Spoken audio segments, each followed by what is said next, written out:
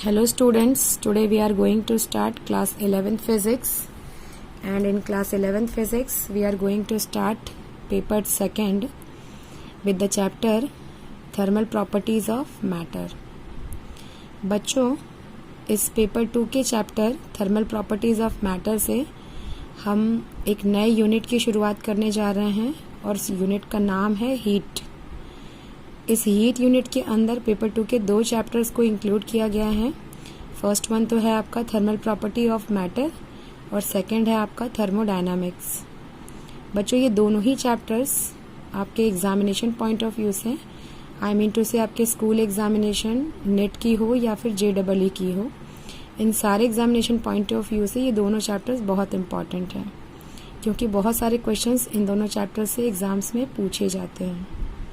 तो आपको घबराने की ज़रूरत नहीं है कि ये चैप्टर्स इंपॉर्टेंट हैं तो बहुत हार्ड होंगे तभी क्वेश्चंस आते हैं. ऐसा कुछ भी नहीं है. ये दोनों चैप्टर्स बहुत इजी हैं आपके पेपर 2 के, बशर्ते कि इन दोनों चैप्टर्स के कंसेप्ट्स आपको अच्छे से समझ में आने चाहिए. तो वापस से आते हैं हम अपने इस फर्स्ट चैप्टर के ऊपर, that is the thermal property of matter. इस चैप्टर के अंदर हम मैटर को डिस्कस करेंगे इन terms of its thermal property. Thermal का मतलब आप सभी को मालूम है, थर्मल का मतलब होता है हीट. तो इस पूरे चैप्टर के अंदर हम मैटर को ही डिस्कस करेंगे इन terms of its thermal property. तो इस चैप्टर को शुरू करने से पहले हम कुछ बेसिक कंसेप्ट्स को समझ लेते हैं. उनमें से पहला है आपका हीट एंड टेम्परेचर. इस टॉपिक के अंदर सबसे पहले हम डिस्कस करते हैं हीट को, then we will discuss temperature. तो व्हाट इज हीट? आपने बचपन में पढ़ा होगा. बचपन से मतलब है मेरा in class 6, 7, 8, 10th and 9th. इन सभी क्लासेस में आपने हीट के बारे में क्या पढ़ा है कि it is a kind of energy और it is a form of energy. Heat क्या है? कि एनर्जी का फॉर्म है. वही सेम चीज़ मैंने यहाँ लिख रखी है. Heat is a form of energy which produces a sensation of hotness and coldness in us. Heat क्या है? एक एनर्जी का फॉर्म है. और किस प्रकार की एनर्जी का फॉर्म है? जैसे कि आपने पढ़ा है कि साउंड क्या है? एक एनर्जी का फॉर्म है जो आपके अंदर सुनने का सेंसेशन प्रोड्यूस करता है. वैसे ही जो हीट है वो भी एक फॉर्म ऑफ एनर्जी है जो हमारे अंदर हॉटनेस और कोल्डनेस का सेंसेशन प्रोड्यूस करती है. तो उसी सेम कंसेप्ट को मैंने एक्सप्लेन करने की कोशिश की है इन एग्जाम्पल्स के थ्रू. अगर हमने चाय के अंदर अपनी उंगली को डिप किया तो हमें गर्म महसूस होगा. और सेकेंड एग्जाम्पल में मैंने लिया है आइस. अगर आइस के ऊपर अगर हम हाथ रखेंगे तो हमको ठंडा लगेगा. और वहीं पे तीसरे एग्जाम्पल में मैंने लिया है फायर. अगर कहीं आग जल रही है और हम आसपास खड़े हैं तो हमें कैसा महसूस होगा? गर्म महसूस होगा. तो बच्चों, इन सारे एग्जाम्पल्स के अंदर चाय का गर्म महसूस होना, बर्फ का ठंडा लगना और आग जहाँ कहीं भी जल रही है उस पूरे एरिया के अंदर गर्म महसूस होना, ये किसकी वजह से हो रहा है? ये जिसकी वजह से हो रहा है उसी को हम क्या कहते हैं? हीट. तो बच्चों, ये हो गई बात हीट के बारे में बेसिक, जो अब तक की क्लासेस में हमने हीट के बारे में पढ़ा है. तो क्या है वो कंसेप्ट कि heat is a form of energy which produces the sensation of hotness and coldness. तो जब कभी भी हमें ठंडा या गर्म लग रहा है तो वो किसकी वजह से लग रहा है? जिस एनर्जी के फॉर्म की वजह से लग रहा है उसी को हम क्या बोलते हैं? हीट. तो बच्चों, जो हीट का ये कंसेप्ट है इस क्लास 11th के लिए सफिशिएंट नहीं है. इस हीट को हम और डीपली डिस्कस करेंगे. पहले हम देखते हैं हीट से रिलेटेड बेसिक्स थ्योरीज को. अगर हीट से रिलेटेड बेसिक्स थ्योरीज को हम देखने जाएं तो जो पहली थ्योरी हमें मिलेगी वो है कैलोरी थ्योरी ऑफ हीट और सेकंड है हमारी डायनामिक थ्योरी ऑफ हीट. बच्चों, हीट से रिलेटेड यही 2 थ्योरीज हैं और जब भी हम हीट एनर्जी को एक्सप्लेन करने जाते हैं और उससे रिलेटेड फिनोमेना को एक्सप्लेन करते हैं तो इन दोनों थ्योरी को इस्तेमाल किया जाता है उन फिनोमेना को एक्सप्लेन करने के लिए. तो सबसे पहले हम डिस्कस करते हैं कि कैलोरी थ्योरी ऑफ हीट क्या है. तो सबसे पहले आइए बच्चों हम देखते हैं कि what is the first theory of heat. First theory of heat is calorie theory of heat. तो पहले हम डिस्कस करते हैं कि क्या है ये calorie theory of heat. According to this theory, heat is calorie which is invisible, weightless and odourless fluid. तो कैलोरी थ्योरी क्या कहती है हीट के बारे में कि इस थ्योरी में हीट को बोला गया है कैलोरी। इस थ्योरी के हिसाब से हीट क्या है, कैलोरी है। और ये जो कैलोरी है वो कैसी है, इनविजिबल है, वेटलेस है, अडरलेस है, दिखाई नहीं देती है, इसका कोई भी वजन नहीं है। अडरलेस है मतलब इसकी कोई भी अपनी खुद की स्मेल नहीं है। तो बच्चों इसी कैलोरी थ्योरी को मैं और एग्जाम्पल्स के थ्रू समझाने की कोशिश करती हूँ कि बेसिकली ये थ्योरी उन फिनोमेना को एक्सप्लेन करती है, जैसे कि मैंने फर्स्ट वाले एग्जाम्पल में आपको बताया था कि आपने चाय के अंदर अपने फिंगर को डिप किया तो आपको कैसा लगा, गरम लगा। और वहीं दूसरे वाले एग्जाम्पल मैंने आपको बताया कि आपने बर्फ के ऊपर हाथ रखा तो आपको क्या लगा, ठंडा लगा। तो ये थ्योरी आपको गरम क्यों लगा और ठंडा क्यों लगा ये एक्सप्लेन करती है। किस टर्म में, कैलोरी के टर्म में। इसका मतलब है कि जब कभी भी बॉडी के अंदर कैलोरी को ऐड किया जाए, कैलोरी एडेड टू बॉडी, तो इसका रिजल्ट क्या होगा कि जो टेम्परेचर होगा वो भी क्या हो जाएगा, बढ़ जाएगा। अगर किसी भी बॉडी के अंदर हम कैलोरी को ऐड करेंगे तो टेम्परेचर क्या होगा, बढ़ेगा। तो इस फिनोमेना से हम एक्सप्लेन करेंगे कि जब हमने चाय के अंदर हाथ डाला था तो हमको गर्म क्यों लगा, क्योंकि इस चाय ने हमारी बॉडी के अंदर कैलोरी को ऐड किया, जिसकी वजह से हमारी बॉडी का जो टेम्परेचर था वो बढ़ गया। इसी थ्योरी के हिसाब से हम इस फिनोमेना को भी एक्सप्लेन कर सकते हैं कि अगर कैलोरी को यहाँ पे हमने ऐड किया तो टेम्परेचर भी बढ़ गया। इफ कैलोरी इज रिमूव्ड, अगर कैलोरी को रिमूव किया जाए तो इसका रिजल्ट क्या होगा, टेम्परेचर वहाँ पे बढ़ रहा था और यहाँ पे क्या होगा, घट जाएगा। तो बच्चों इन दोनों फिनोमेना को हम कैलोरी थ्योरी ऑफ हीट की मदद से एक्सप्लेन कर सकते हैं। मतलब चाय के अंदर हाथ डालने से हमें गर्म क्यों लगा, क्योंकि गर्म चाय ने हमारी बॉडी के अंदर कुछ कैलोरी को क्या किया, ऐड किया, जिसकी वजह से हमारी बॉडी का टेम्परेचर क्या हो गया, बढ़ गया, जिसकी वजह से हमें कैसा लगने लगा, गर्म महसूस होने लगा। और अगर कैलोरी को निकाल दिया जाए, मतलब हमारे हाथ पे बर्फ के ऊपर हाथ पड़ते ही हमें ठंडा लग रहा था। क्यों, क्योंकि हमने क्या किया, जैसे ही हमने हाथ रखा बर्फ के ऊपर, कुछ कैलोरी हमारे अंदर से निकल के बर्फ के अंदर चली गई, जिसकी वजह से क्या हो गया, टेम्परेचर हमारी बॉडी का नीचे चला गया। तो हमें क्या लगने लगा, ठंडा लगने लगा। तो चाय के अंदर हाथ डाला तो हमें कैसा महसूस हुआ, हॉट, और बर्फ के ऊपर हाथ रखा तो हमें कैसा महसूस हुआ, कोल्ड। तो ये हॉटनेस और कोल्डनेस दोनों फिनोमेना और दोनों कह सकते हैं इवेंट्स को हम एक्सप्लेन कर सकते हैं इस कैलोरी थ्योरी ऑफ हीट की मदद से। बड़े बच्चों ये जो थ्योरी है, ये थ्योरी जब हम अपनी हथेलियों को रगड़ते हैं और हमें गर्म महसूस होता है। आपने देखा होगा कि जनरली हम ठंडियों में अपने हाथों को रगड़ते हैं तो हमें गर्म महसूस होता है।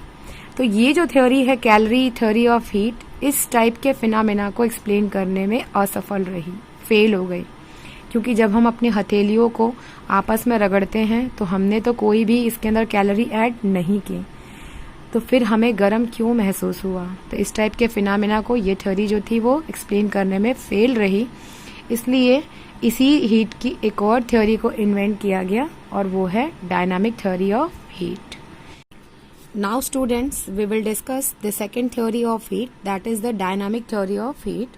We have already discussed the calorie theory of heat and what is that theory and why that theory failed. We have already discussed. Now we will see what is dynamic theory of heat. According to this theory, heat is regarded as energy of molecular motion which is equals to the sum of total kinetic energy possessed by the molecules of a body by the virtue of their motion. बच्चों ये जो theory है dynamic theory of heat, जो भी इसका statement है काफ़ी complicated है। जैसा कि मैंने अभी आपको पढ़ के बताया कि क्या है ये, थोड़ा समझ में आना मुश्किल लग रहा होगा कि सोच रहे हैं क्या है ये, तो इसको हम थोड़ा सा और सिंपली डिस्कस करते हैं कि क्या है। बच्चों कैलोरी थ्योरी ऑफ हीट में हीट को क्या उन्होंने माना था, इट इज अ कैलोरी, एक कैलोरी है हीट, और कैसी है वो कैलोरी, जो दिखाई नहीं देती है, जिसका कोई स्मेल नहीं है और जिसका कोई वजन नहीं है। इट मीन्स दैट कि उस थ्योरी में हमने ये पढ़ा कि जब कभी भी दो बॉडीज एक दूसरे के कांटेक्ट में आते हैं तो हीट का ट्रांसफर होता है, एनर्जी का ट्रांसफर होता है। तो जो पहली बॉडी है वो दूसरी बॉडी को क्या करती है, हीट ट्रांसफर करती है। तो दूसरी बॉडी के अंदर या तो हॉटनेस या फिर कोल्डनेस का सेंसेशन आता है। तो वो सेंसेशन क्यों आया था, due to the addition of calorie और रिमूवल ऑफ कैलोरी। तो वो थी हमारी कैलोरी थ्योरी।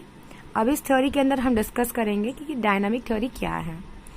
बच्चों, डायनामिक थ्योरी क्या कहती है कि according to this theory heat is energy of molecular motion which is equal to the sum of total kinetic energy possessed by the molecules of a body by the virtue of their motion।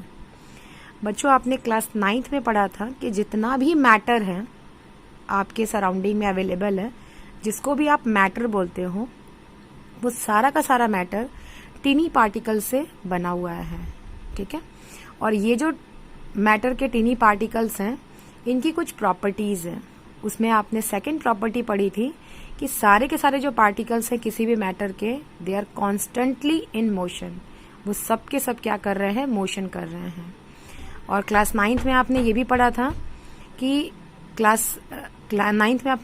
था कि जो matter है उसके basically 3 form हैं। First one is solid, second one is liquid and third one is gas. तो चाहे matter किसी भी फॉर्म का हो, सॉलिड हो, लिक्विड हो या फिर गैस हो, सभी के सभी मैटर के अंदर टीनी पार्टिकल्स हैं और वो टीनी पार्टिकल्स क्या कर रहे हैं, कॉन्स्टेंटली मोशन कर रहे हैं। ठीक है, तो यहाँ पे क्या बोला है कि अगर कोई भी सब्सटेंस के अंदर हीट एनर्जी, और कह सकते हैं अगर हीट है तो वो कितनी है और कैसी है, उसको अगर डिफाइन करना चाहें तो हम कैसे डिफाइन कर सकते हैं, that will be equals to kinetic energy possessed by the molecules of a body by the virtue of their motion।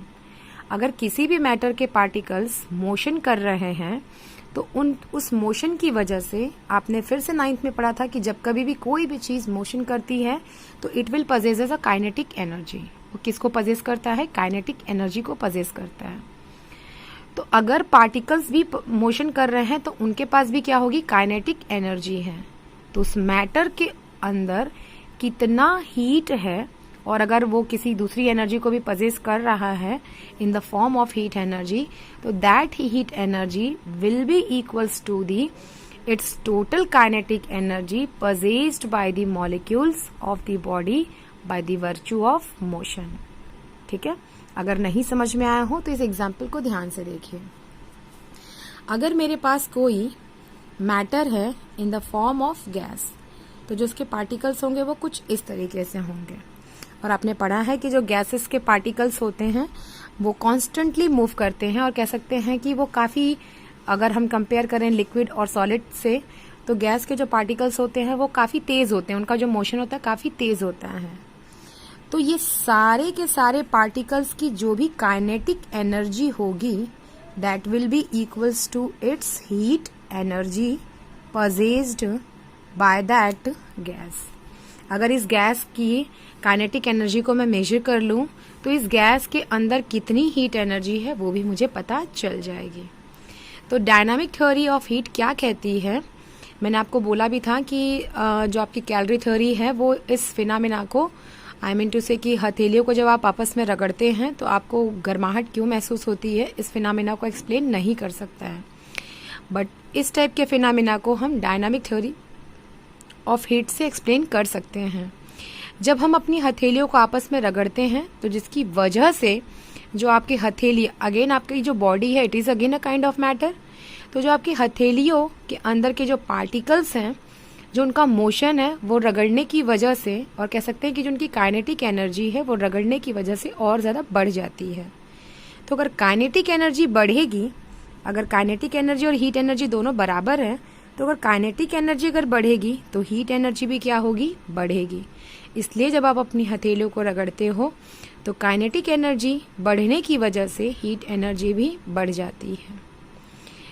तो आई थिंक बच्चों डायनामिक थ्योरी ऑफ हीट क्या है ये आपको अच्छे से समझ में आ गया होगा कि किसी भी बॉडी के अंदर जो भी पार्टिकल्स हैं अगर वो मोशन कर रहे हैं तो they will possess a kinetic energy, और वो काइनेटिक एनर्जी उनकी जितनी भी होगी, जितना भी उनका टोटल होगा, that will be equals to its heat energy possess by that body. तो बच्चों ये दोनों थ्योरीज हो गई हमारी हीट से रिलेटेड। तो अब हम आगे डिस्कस करते हैं हीट को आपके एनसीईआरटी के बुक के हिसाब से।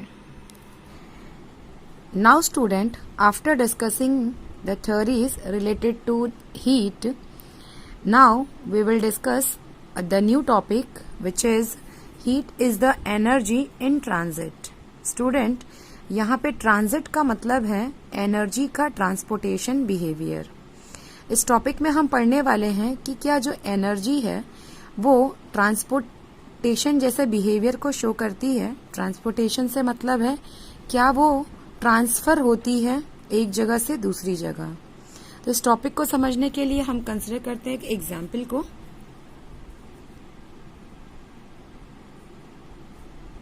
हम कंसिडर करते हैं हॉट टी जो कि एक कप में है,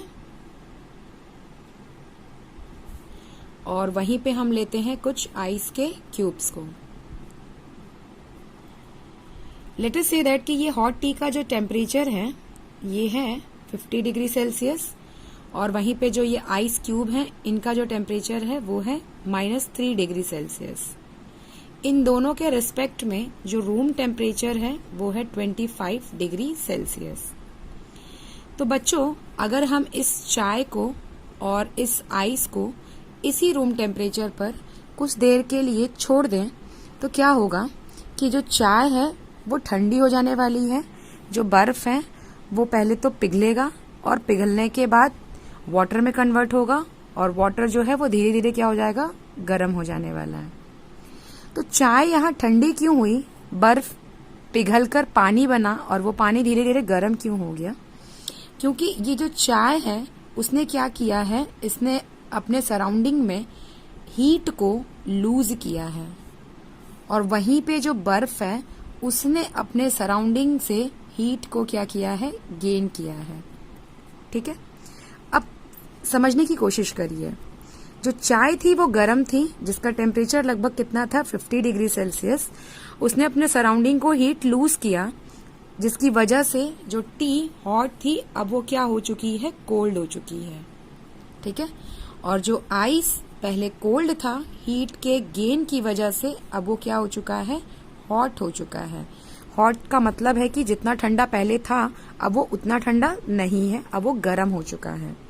ठीक है, तो बच्चों हीट का ट्रांसपोर्टेशन या फिर ट्रांसफर बिहेवियर यही है कि जब कभी भी दो बॉडीज के बीच में टेम्परेचर का डिफरेंस होता है तो जो हीट है वो एक बॉडी से दूसरे बॉडी के अंदर ट्रांसफर होती है in terms of losing of heat और in terms of gaining of heat. तो बच्चों यहाँ पे भी कुछ ऐसा ही हो रहा है कि जो चाय है वो हीट को लॉस करेगी अपने सराउंडिंग में, और तब तक लॉस करेगी जब तक इसका जो टेम्परेचर है वो 50 डिग्री सेल्सियस से 25 डिग्री सेल्सियस, जो कि हमारा रूम टेम्परेचर है, यहाँ तक पहुंच नहीं जाता है। तो टेम्परेचर का डिफरेंस जब तक मिलेगा तब तक जो चाय है, गर्म चाय है, वो हीट को लॉस करती रहेगी अपने सराउंडिंग में, और तब तक करेगी जब तक वो उसका जो टेम्परेचर है वो कहाँ तक नहीं पहुंच जाता है, रूम टेम्परेचर के बराबर नहीं पहुंच जाता है। अब आते हैं हम आइस वाले एग्जाम्पल पे, जहाँ पे आइस का एग्जाम्पल था -3 डिग्री सेल्सियस।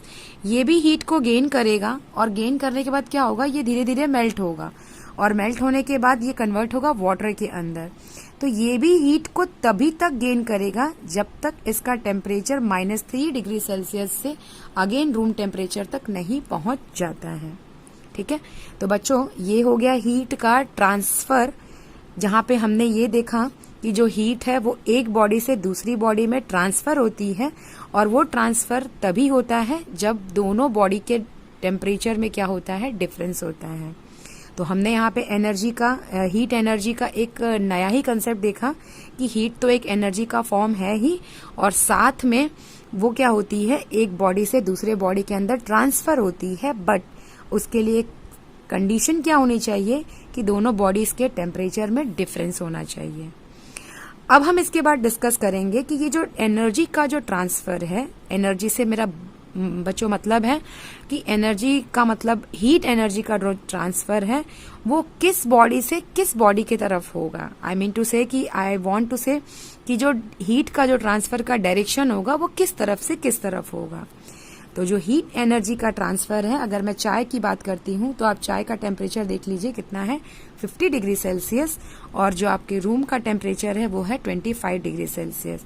यहाँ पे हीट का जो ट्रांसफर है वो चाय से सराउंडिंग में हो रहा है। इसका मतलब है कि एक हायर टेम्परेचर से हीट किस तरफ ट्रांसफर हो रही है, एक लोअर टेम्परेचर के तरफ। वैसे ही अगर हम आइस की बात करते हैं तो यहाँ पे जो हीट है वो लॉस नहीं हो रही है बल्कि क्या हो रही है, गेन हो रही है। फिर से बच्चों, यहाँ पे रूम का टेम्परेचर ज्यादा है और आइस का जो टेम्परेचर है वो कम है, तो यहाँ भी हीट का ट्रांसफर देखिए एक बड़े टेम्परेचर से एक छोटे टेम्परेचर की तरफ हो रहा है। तो हीट का ट्रांसफर होता तो है by the temperature difference, but वो टेम्परेचर डिफरेंस, और कह सकते हैं कि वो जो हीट का ट्रांसफर है वो किस रीजन से किस रीजन की तरफ होगा, जहां भी एक हायर टेम्परेचर होगा वहां से हीट लोअर टेम्परेचर की तरफ ट्रांसफर होगी। ठीक है, और जैसे ही टेम्परेचर का डिफरेंस खत्म हो जाएगा हीट का ट्रांसफर बंद हो जाएगा। और कह सकते हैं कि जैसे दोनों बॉडीज के टेम्परेचर एक कांस्टेंट लेवल पे आ जाएंगे तो हीट का ट्रांसफर होना इम्पॉसिबल है। ठीक है, तो आई थिंक ये जो टॉपिक है आपको समझ में आ गया होगा। तो आपकी एनसीईआरटी के बुक में जो हीट का कंसेप्ट दिया हुआ है वो कुछ ऐसा ही है। आइए एक बार हम उस स्टेटमेंट को देख लेते हैं। तो हीट का एक नया कंसेप्ट जो आपकी बुक में दिया हुआ है और वो क्या है, heat is the form of energy transferred between two system और a system and its surrounding by the virtue of temperature difference. तो बच्चों यही मैंने अभी आपको बताया कि जब कभी भी कोई भी दो सिस्टम हो या फिर उससे ज्यादा सिस्टम हो या फिर कोई एक सिस्टम हो और उसके साथ उसका कोई सराउंडिंग हो तो हीट का ट्रांसफर होगा, बट उसके लिए क्या होना चाहिए, टेम्परेचर का डिफरेंस होना चाहिए।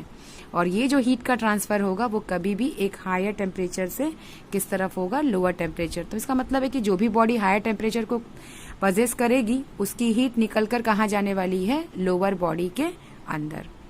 तो यहाँ पे हमने कंप्लीट कर लिया कि हीट क्या है और हीट का ट्रांसपोर्टेशन कैसे होता है, और उसके बाद हमने देखा कि वो ट्रांसपोर्टेशन का जो डायरेक्शन है वो किस तरफ से किस तरफ होता है। अब इसके बाद हम डिस्कस करते हैं बच्चों unit of heat. Now student we will discuss the units of heat, जिन यूनिट्स के अंदर इस हीट एनर्जी को मेजर किया जाता है। वैसे मैं आपको बता दूं कि हीट क्या है, एक फॉर्म है एनर्जी का, और आपने इसके पहले 9th-10th की क्लासेस में पढ़ा है कि एनर्जी को मेजर करने के लिए हम जिस यूनिट का यूज करते हैं उसको हम कहते हैं जूल। तो ऑब्वियसली हीट भी एक एनर्जी का फॉर्म है, तो जो इसकी एसआई यूनिट होगी, यहाँ मैंने लिख रखा है कि SI unit of heat is joule which is denoted by capital J. तो एक और यूनिट है जिसकी हम बात कर लेते हैं, that is CGS unit. CGS unit में इस हीट को जो यूनिट दिया गया है उसे हम कहते हैं calorie and it is denoted by CAL। अब आइए हम देख लेते हैं रिलेशन इस कैलोरी और जूल के बीच में। तो here we have a relation 1 calorie is equals to 4.186 joules. तो ये बच्चों ये रिलेशन हो गया कैलोरी और जूल के बीच में। तो यहाँ हमने कंप्लीट कर लिया अपना हीट। आई होप कि ये पूरा वीडियो हीट से रिलेटेड जो भी मैंने बनाया है वो आपको अच्छे से समझ में आया होगा। Thank you.